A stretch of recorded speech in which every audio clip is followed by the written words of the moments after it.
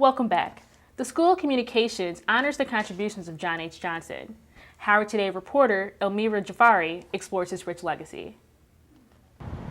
Howard School of Communication is named for John H. Johnson, the founder of Jet and Ebony's magazine.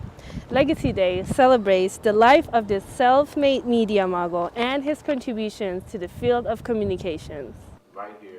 On Thursday, January 29th, Johnson is recognized by the Howard Community and Public Relations Specialist Ann Walker Marchand. Marchand, along with Dean Dates and Howard President Sidney Ribeau, honor John H. Johnson by announcing a new Communications Entrepreneur Center. John H. Johnson blazed the trail in entrepreneurship and journalism that we can follow and emulate in any field, whether it's legal, communication sciences and disorders, and film production. Whatever your major, whatever your field of endeavor that you choose to go into, as a student in the school that bears his name, the John H. Johnson School of Communications, you have a responsibility, really a duty, to live that legacy and to walk that path. The responsibility is to go out and be the very best entrepreneurs and journalists and communicators that they can possibly be. Expanding the media empire greater than what he did and becoming better moguls or bigger moguls than he was for our time. Legacy Day is an annual event. This year's celebration, sponsored by Home Depot, includes a luncheon, lectures, and a reception.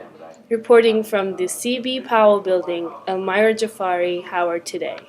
As commissioner of the Freedmen's Bureau, General Oliver Otis Howard founded Howard University in 1867. Today, Howard University is known as the Mecca of African American collegiate education. The campus is full of African American heritage with buildings named after influential people in African American history.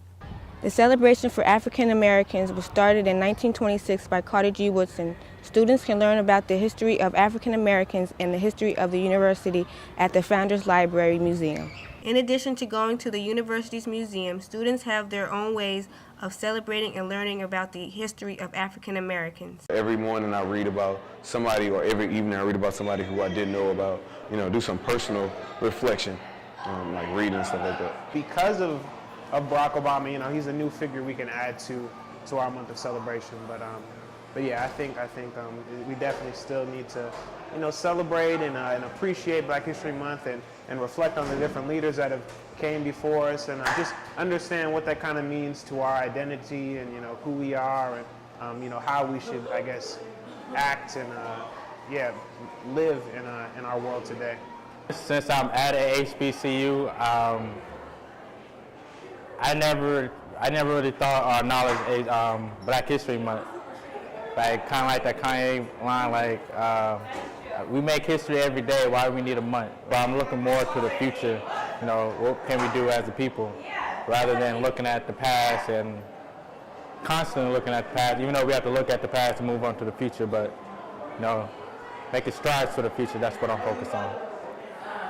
I think it's always important to cherish and celebrate history, so if Black History Month is another form and fashion to do that, I don't see why it should ever go away. I like Black History Month. Like, just walking and talking every day being Black in America is Black History Month. From Founders Library, I'm Rashawn Forrest, Howard Today. According to the Centers for Disease Control and Prevention, the district leads the nation in AIDS cases per 100,000. Famous faces of hip-hop convene at Howard to discuss the risk within the Black community. Howard University students are gathering for the 4th annual Hip Hop in Higher Education Symposium.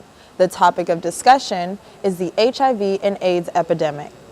African Americans are the ethnic group most affected by this pandemic. Black men and women make up half of the HIV/AIDS cases reported in the U.S., yet only comprise 13% of the population. HIV and AIDS is a catastrophic issue in the Black community. And here at the Mecca, this silenced issue has finally been brought to the table. Here in D.C., reports show that 82% of new HIV/AIDS cases are African American. It's extremely important. We're dealing with HIV/AIDS.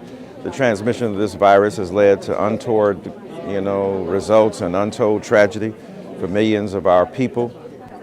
If you don't use a condom, you're at risk. And you know something? People don't always tell the truth. Right. So putting yourself first and taking care of yourself, regardless of what someone else wants, is key.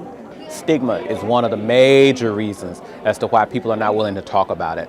And how do we break that barrier? Actually start talking about it. Once you have sex with one person, you are sleeping with the entirety of who they've been with.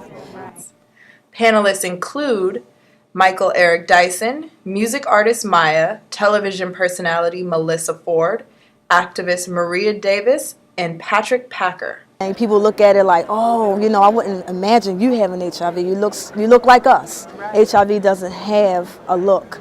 HIV, you could be slim. HIV, you could be big. Just make sure like clockwork, I get tested. From Blackburn Ballroom, I'm Naima Pettigrew, Howard Today. So what are your plans for spring break? And there's a new flavor in town. We'll give you the tasty details after the break.